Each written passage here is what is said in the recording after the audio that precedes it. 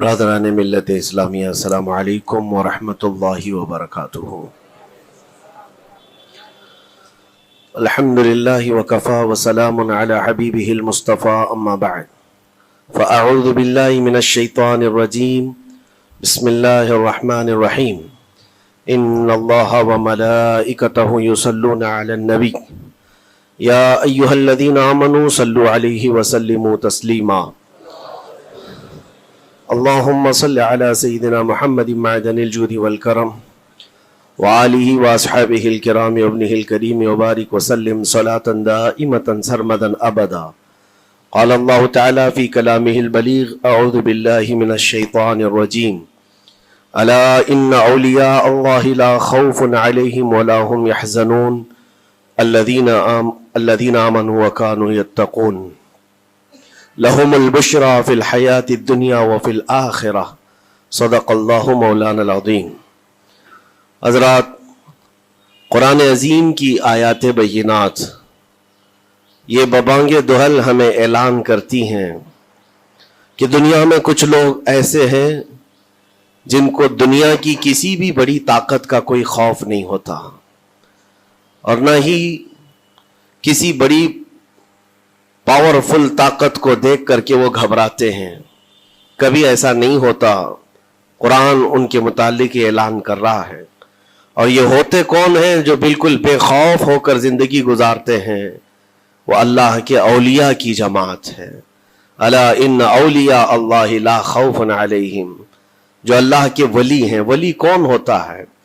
ولی کے کئی معنی ہیں، دوست کے بھی ہیں، مددگار کے بھی ہیں، غلام کے بھی ہیں، مولا کے بھی ہیں، آقا کے بھی ہیں۔ یہاں پر جو اللہ کے اولیاء کا معنی لیا جاتا ہے وہ اللہ کے دوست، اللہ کے محبوب۔ وجہ یہ ہے کہ جو پیدا ہوتے ہی دنیا میں اللہ اکبر کی آواز سن کر کے آیا ہو، جس کا مطلب یہ ہوتا ہے اللہ سب سے بڑا ہے۔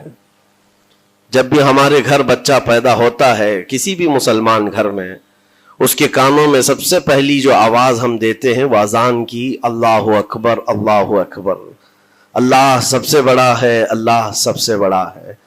اور مسلمان کی زندگی جب ختم ہونے کو آتی ہے، ہماری روح نکل جائے اور ہمیں کفن دے کر جنازہ لا کر امام کے سامنے رکھا جاتا ہے، امام پھر ہمارے جنازے پر سب سے پہلی تکبیر جو باندھتا ہے اللہ اکبر کہہ کر، اللہ سب سے بڑا ہے۔ مسلمان کی یہ زندگی اس بات کے بیچ میں ہے کہ آیا تھا دنیا میں اللہ اکبر کہتے ہوئے، اور جا بھی رہا ہے دنیا سے تو اللہ اکبر کہتے ہوئے۔ جو اللہ کو سب سے بڑا مانتا ہو تو پھر دنیا کی کون سی ایسی طاقت ہے جو اسے خوف زدہ کر سکے؟ اسے کون سی طاقت ہے جو ڈرا سکے؟ لیکن بہت سارے ایسے ہیں کہ غفلت میں آ کر کے وہ کسی اور کو بڑا سمجھ لیتے ہیں، کبھی حالات کو بڑا سمجھتے ہیں، کبھی تخت و تاج کو بڑا سمجھ لیتے ہیں، کبھی طاقت و قوت کو، فوج کو، نظام کو، ان کا رعب اپنے سینے پر ڈال کر کے جینے لگ جاتے ہیں، جبکہ اللہ تعالیٰ فرماتا فلا تخشوہم واخشونی، ان سے مت ڈرو، مجھ سے ڈرو۔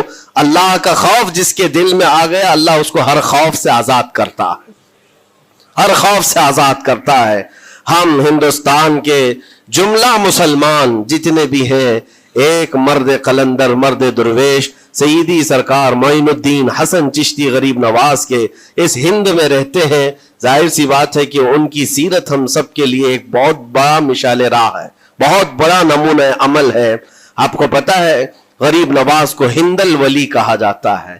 وجہ یہ ہے کہ ولی کا ہندوستان ہے، یہ نہیں ہے کہ ہندوستان کا ولی، بلکہ یہ پورا ہند ہی ولی کا ہے۔ دربار غریب نواز سے ہندوستان کو جوڑا گیا ہے، سلطان الہند بھی کہا گیا، سلطان الاولیاء بھی کہا گیا۔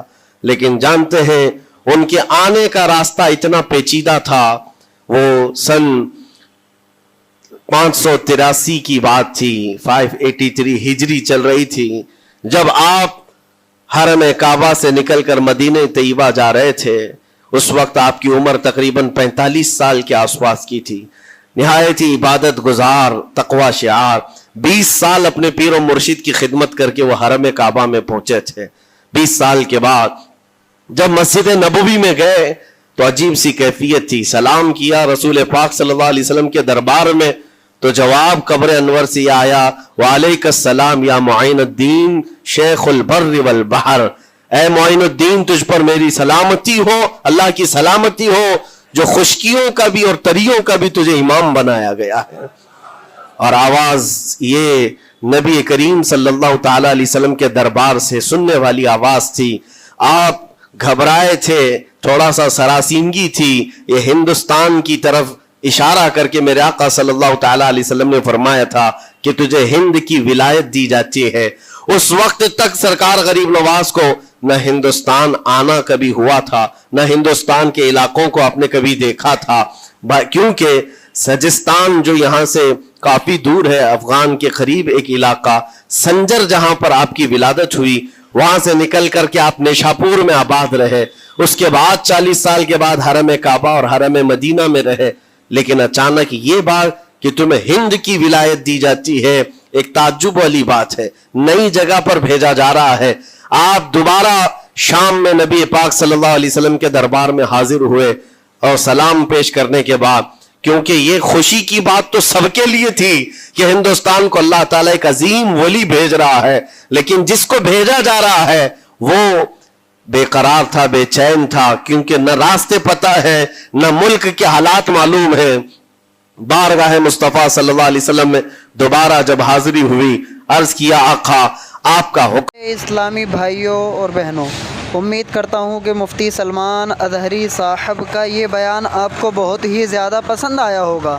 پیارے دوستو, اگر بیان آپ کو پسند آیا ہو, جس طرح مفتی سلمان اظہری صاحب سمجھا رہے ہیں خواجہ غریب نواز کی سیرت پر کہ آپ ہندوستان کس طرح تشریف لے کر آئے, آپ بیان کو مکمل سنیں. اور آپ سے درخواست ہے کہ اگر آپ کو بیان اچھا لگا ہو تو چینل کو سبسکرائب لازمی کر دیں, ویڈیو کو لائک کر دیں اور زیادہ سے زیادہ ثواب کی نیت سے شیئر کر دیں.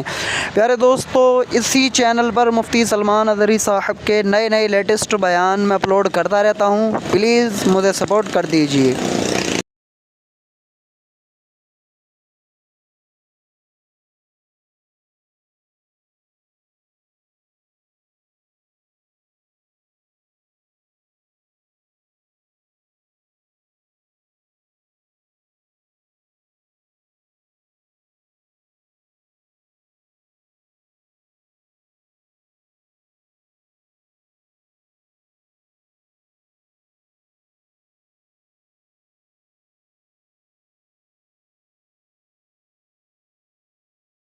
تمہیں سفر کرنا ہے, کیسے تمہیں جانا ہے اور کہاں تمہارا مسکن ہوگا. سرکار غریب نواز فرماتے ہیں اس ایک خواب میں میں نے رسول کریم صلی اللہ تعالی علیہ وسلم کے ہاتھ میں اجمیر کے پہاڑ بھی دیکھ لیے, وہاں کے قلعے بھی دیکھ لیے تھے جو موجود تھے.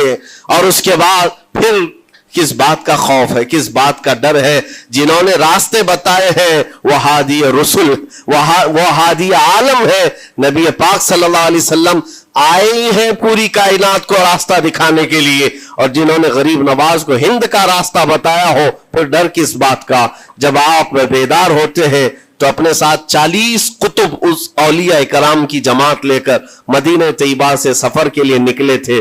میرے عزیزو, اب بات یہاں آتی ہے, اسی لیے مدینہ طیبہ سے یہ پورا پلان ہوا ہے, مدینہ طیبہ سے بھیجا گیا ہے, مدینہ طیبہ سے پلیسمنٹ ہوا ہے. اسی وجہ سے آج تک تاریخ غریب نواز کو عطائے رسول کہتی ہے.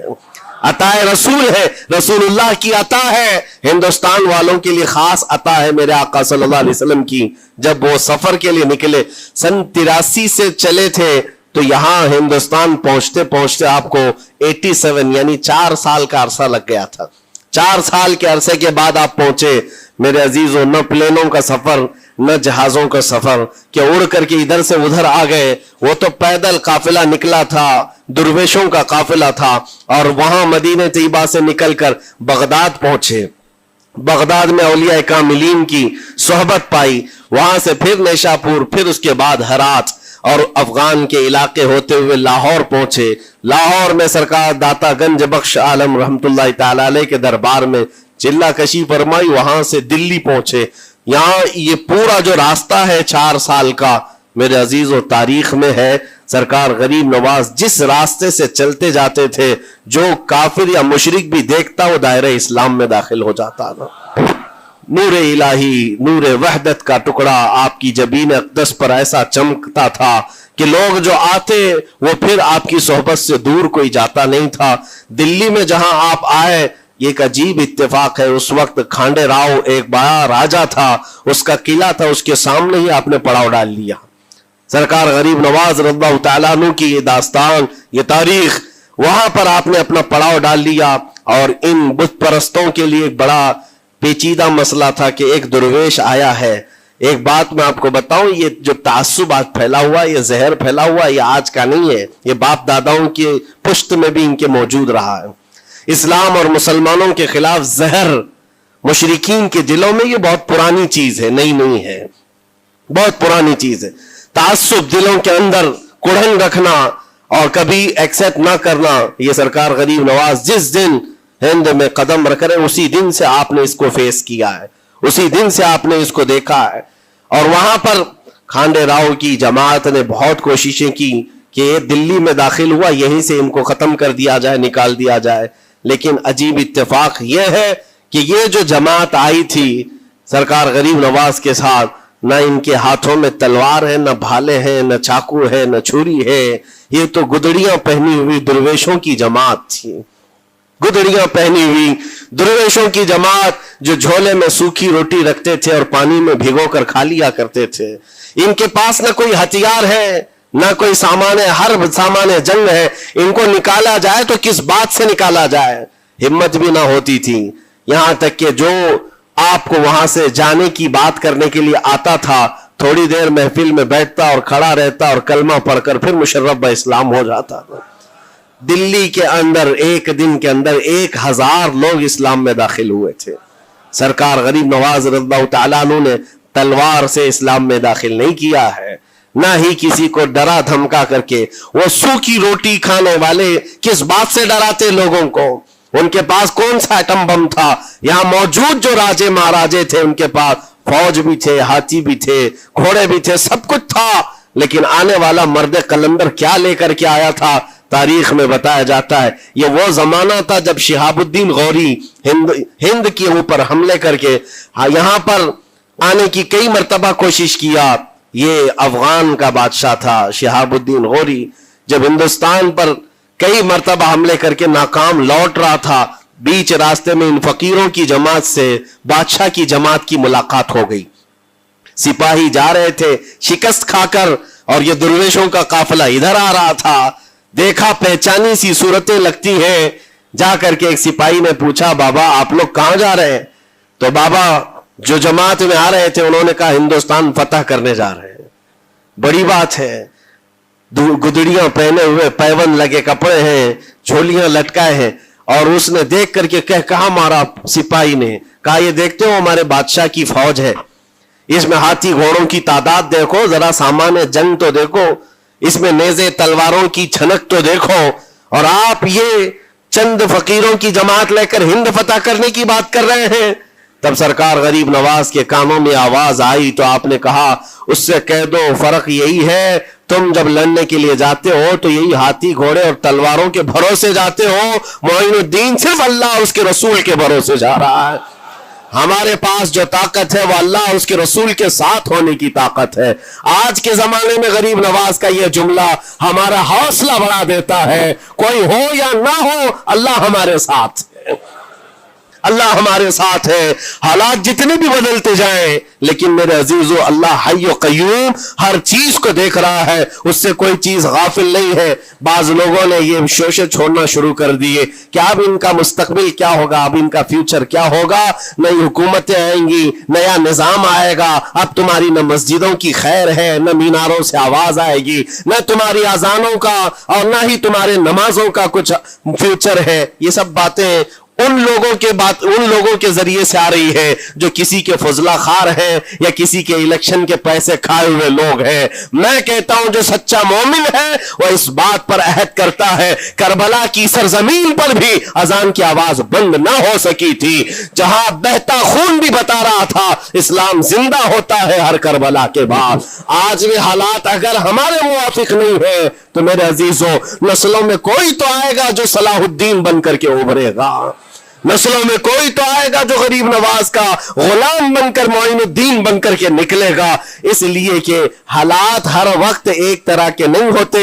हमने तारीख देखी है और रब ताला का कानून है, कभी बादशाहों को फकीर बना देता है और कभी फकीरों को बादशाह का मनसब अता कर देता है। जब सरकार गरीब नवाज दिल्ली के सरजमीन पर आप बैठे हुए थे अपने सूफिया की जमात के साथ, एक दस्तरखान लगा हुआ था, दस्तरखान लगा हुआ है, औलिया इकराम की जमात है, एक दूसरे से बातचीत कर रहे हैं। दिल्ली में उस वक्त हालात अजीब थे। एक छोटा सा लड़का जिसकी उम्र 13 या 14 साल की रही होगी, वो अपने हाथ में खटोरी और एक तीर और तरकश लेकर के सामने से जा रहा था। औलिया की नजर उस पर पड़ी, सरकार गरीब नवाज ने नजर उठाकर देखी, और सामने से मजमे से जाने वाले बच्चे बहुत सारे होते हैं, कोई आया गया, लेकिन गरीब नवाज ने नजर उठाकर देखा और फिर सूफिया की जमात से कहा कि देखना ये कल दिल्ली का बादशाह बनकर के निकलेगा, हिंदुस्तान की पूरी सल्तनत इसके पास होगी। तारीख में मौजूद है गरीब नवाज की जुबान से निकला हुआ ये जुमला। वो लड़का कोई और नहीं था, सुल्तान शमसुद्दीन अल्तमश, जो हिंदुस्तान का ताकतवर बादशाह बनकर के निकला था। हाँ, वो जिसको चाहे नवाज दे और जिसको चाहे उठा दे। अजीजा ने गिरामी वक़ार, हमारे इम्तिहान की घड़ी चल रही है, हमारे हालात अभी यानी बैक की तरफ अगर जा रहे हैं तो इसका मतलब ये नहीं है कि खत्म हो गए। हम ये देखते रहेंगे और रब ताला की मदद का इंतजार भी करेंगे। हमारे साथ जो कुछ भी जुल्म हो या नाइंसाफी हो, हर एक चीज के लिए हम इतना ही कहते हैं, ये वक्त भी गुजर जाएगा, रात हमेशा नहीं होती, सुबह का उजाला जरूर आएगा, सुबह का उजाला आएगा।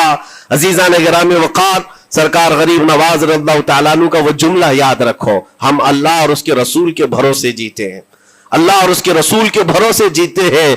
ताकतें, कुव्वतें या तख्त और ताज हमारे मुखालिफ हो जाए तो ये नई बात नहीं है, इस्लाम के साथ ये हर बार होता रहा है, इससे पहले भी हुआ है। हालात हमारे मुखालिफ रहे, औलिया कामिलीन की जमातें देखिए, अहले बैत अतहार, रसूलुल्लाह की आल, इतने में आपको शहादत के वाकयात अगर बता दूं, आपको तो सिर्फ एक करबला मालूम होगा, एक करबला सुना होगा कसरत से, लेकिन जानते हो रसूलुल्लाह की आल में से कई ऐसे साहबजादे हैं जिनको जेलों में एक एक साल नहीं 7 साल 8 साल तक बंद रखा गया। इमाम मूसा काजिम रदी अल्लाह तआला अन्हु को 7 साल तक जेल में रखा, जंजीरों से बांधा और जहर देकर के उनको शहीद किया गया है। हज़रत इमाम मोहम्मद बिन हसन अस्करी 20 साल तक जेल में काटे हैं। ये रसूलुल्लाह के घर वालों की बात कर रहा हूं। सैयदना ज़ैद शहीद जिनको सूली पर चढ़ा दिया गया था, ये इमाम हसन मुज्तबा की औलाद में से है। ये सारे खूनी दास्ताने यहां इस्लाम की तारीख में मौजूद है। जब इस्लाम उस वक्त नहीं रुका तो अब क्या खाक रुकेगा? इस्लाम अब नहीं रुकना है, कयामत तक इसकी हिफाजत अल्लाह करीम फरमाएगा, अल्लाह करीम फरमाएगा। हम जैसे आएंगे और चले जाएंगे, लेकिन इस्लाम को फलना फूलना है, ये फलता फूलता ही रहेगा इंशाअल्लाह।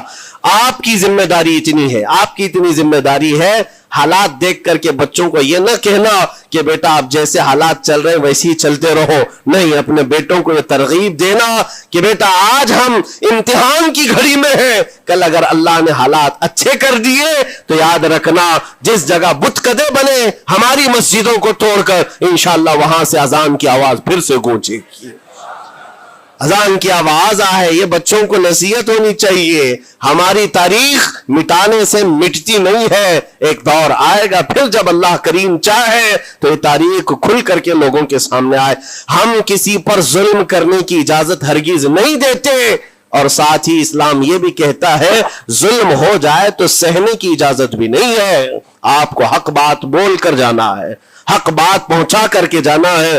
بولنے میں کیا ہے, ہماری زبان کاٹی جائے گی, ہماری گردن ماری جائے گی, لیکن حق بات کی حفاظت نسلوں تک منتقل کرنا اللہ کریم کی طرف سے ایک بہت بڑا انعام ہے. اس کا بہت بڑا انعام ہے. یہ تو ہم کر ہی سکتے ہیں, ہماری نسلوں کو یہ بات بتائیں گے انشاءاللہ العزیز. یہ غریب نواز کا ہندوستان کل بھی تھا, آج بھی اور ہمیشہ رہے گا انشاءاللہ.